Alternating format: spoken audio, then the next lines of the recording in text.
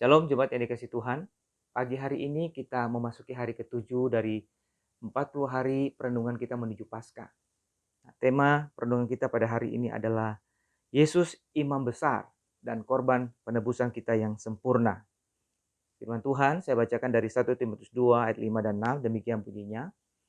Karena Allah itu Esa dan Esa pula dia yang menjadi pengantara antara Allah dan manusia, yaitu manusia Kristus Yesus yang telah menyerahkan dirinya sebagai tebusan bagi semua manusia. Itu kesaksian pada waktu yang ditentukan. Nah, saudara, Alkitab mencatat bahwa bangsa Israel selama 1000 tahun lebih telah melakukan ritual pengorbanan hewan untuk mengupayakan satu pengampunan dosa, penghapusan dosa bagi dosa mereka, sebagaimana yang diperintahkan Allah bagi mereka dalam perjanjian lama.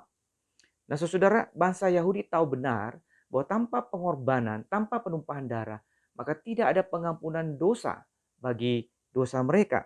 Dan harus ada seorang imam yang memimpin sebuah ritual mewakili umat Tuhan di hadapan Allah untuk mengadakan ritual korban penyembahan itu atau persembahan itu.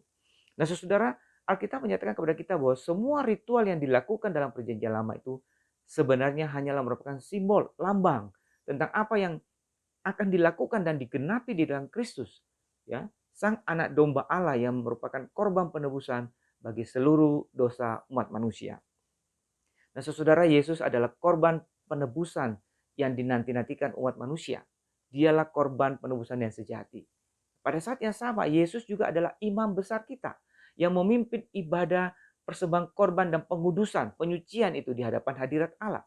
Sehingga Kristus bukan saja korban penebusannya, tapi dia juga adalah imam besar yang mempersembahkan darahnya sendiri.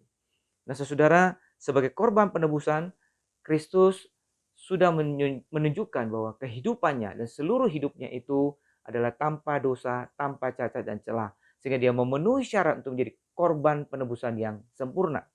Di dalam 2 Korintus 5 ayat 21 di sana dikatakan, dia yang tidak mengenal dosa telah dibuatnya menjadi dosa karena kita. Supaya di dalam dia kita dibenarkan oleh Allah. Puji Tuhan. Dia yang tidak mengenal dosa telah dijadikan dosa karena kita.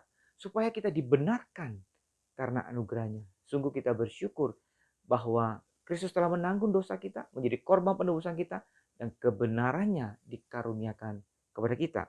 Selain itu sebagai imam besar kita, Yesus adalah satu-satunya perantara kita dengan Allah. Tidak ada seorang pun atau sesuatu yang lain yang dapat menggantikannya.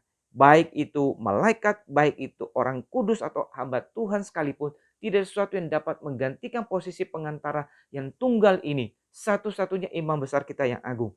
Sehingga kita boleh datang kepada Allah dengan tanpa halang apapun oleh karena nama Yesus. Saudara, di atas kayu salib, Kristus sang imam besar kita yang sempurna itu ketika dia sedang mempersembahkan hidupnya sebagai korban penebusan yang sempurna dan tak bercacat itu, dia berseru kepada Allah, "Ya Bapa, ampunilah dosa mereka." Satu pernyataan yang menunjukkan kasih Tuhan yang begitu dalam bagi kita, umat yang berdosa ini. Sehingga kita yang percaya boleh diampuni dan beroleh keselamatan.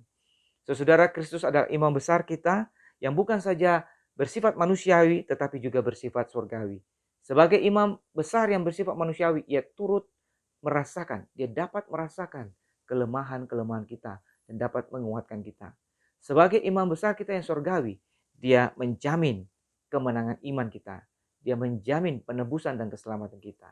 Kita bersyukur atas perkara ini bahwa kita memiliki imam besar yang agung dan korban penebusan yang sempurna di dalam diri Tuhan kita, Yesus Kristus.